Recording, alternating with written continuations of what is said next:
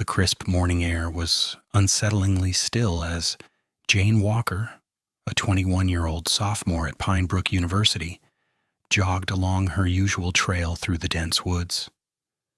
It was her favorite route, quiet, peaceful, and framed by towering trees, a place where she could escape the pressures of college life.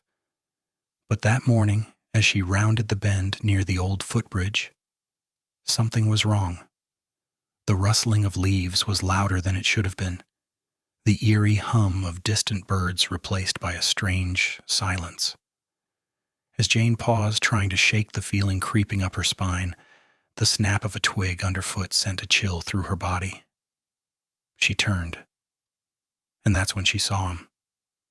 A figure emerged from the trees, eyes cold, hands clenched, and the unmistakable glint of something metal in his hand. Her heart raced. Was he a jogger too? The short exchange that followed would set into motion one of the most chilling cases Pine Brook had ever seen. The police report would later say it was a crime of opportunity, a tragedy no one could have predicted. But how could something so terrifying happen in a place so close to home? This is the terrifying story of how a peaceful university trail became a crime scene, shattering the illusion of safety in a seemingly quiet community. It was a typical fall semester at Pine Brook University, nestled in the rolling hills of a small, idyllic town. The sprawling campus was home to thousands of students, each with their own story, each with their own sense of security. The campus was well known for its robust academic programs, and the surrounding natural beauty was considered a refuge for those who wanted to escape the grind of daily life. Pine Brook's wooded trail, a popular jogging path, was frequented by students seeking tranquility and exercise. No one would have suspected that it would soon become the backdrop of a nightmare. Jane Walker was no different from the hundreds of students who utilized the trail.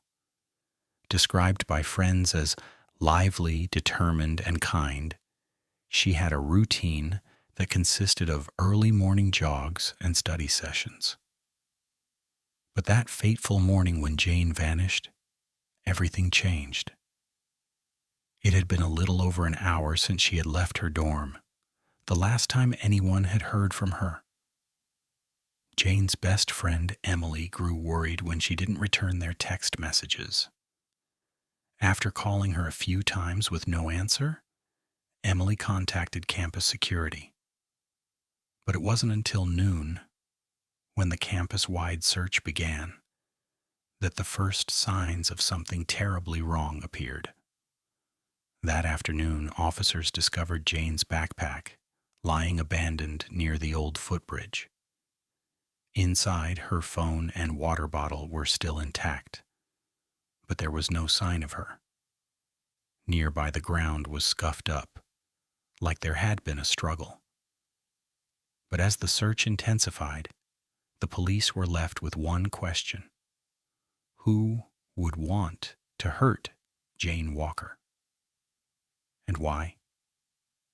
As the search continued into the late afternoon, investigators found a shocking piece of evidence: footprints leading deeper into the woods toward the abandoned shed by the edge of the trail.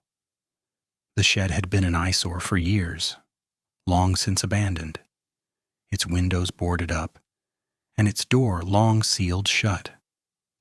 But now, as the officers approached, they could see something that made their blood run cold: a small trail of blood leading into the dark, neglected building. It was here that Jane's worst nightmare unfolded. The scene that investigators would uncover would send shockwaves through the community. Inside the shed, they found Jane, alive but barely. She had been bound, gagged, and left in a state of shock, her clothes torn. Her eyes were wide with fear as she tried to explain what had happened, her voice barely a whisper. The man who had attacked her, she said, was someone she had never seen before, a stranger who'd seemed to come from nowhere. I don't remember much, Jane stammered, her voice shaking as she recalled the events. He just came out of the trees, and I didn't even see him at first. He said something about being lost. I thought he needed help, but then he attacked me. It was unclear how long she had been held captive, but the terror she had experienced in those few hours was evident in her words. The police began their search for the man who had taken Jane. The description she gave, slender, mid-30s with a dark hoodie, was all they had to go on, and it was not much. But as the investigation deepened, new layers to the case began to emerge. Security footage from the nearby campus buildings showed a figure matching Jane's description, walking with a hurried, deliberate pace along the university's roads. But when the footage was enhanced and analyzed, it was clear that something wasn't right. There was an intentional evasion of the cameras, a calculated movement to avoid detection. As investigators began speaking with students and faculty, they learned of a number of unsettling incidents that had occurred in the weeks leading up to Jane's attack.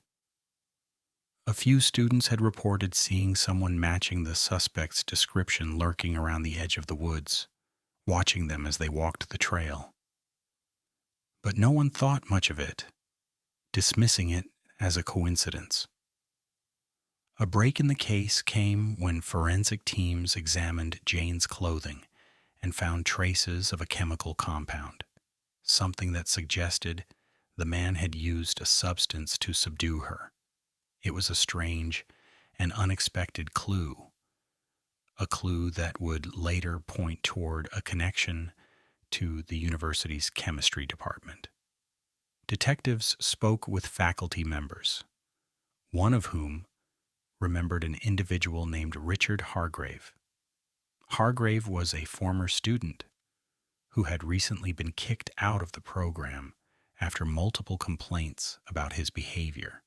A quick search of his background revealed a history of disturbing actions. He had been involved in a number of incidents during his time at Pine Brook, including harassment and stalking. As the investigation closed in on Hargrave, officers began to piece together a chilling picture. Richard Hargrave had been obsessed with Jane Walker. She had been one of the few students to confront him about his inappropriate behavior, and his fixation had only grown. The woods had become his territory where he stalked and hunted, waiting for the right moment. Richard Hargrave was arrested a week after Jane's rescue. The charges against him were staggering: attempted murder, assault, and kidnapping. But the legal battle didn't end there. As more details emerged about Hargrave's mental state, the case became a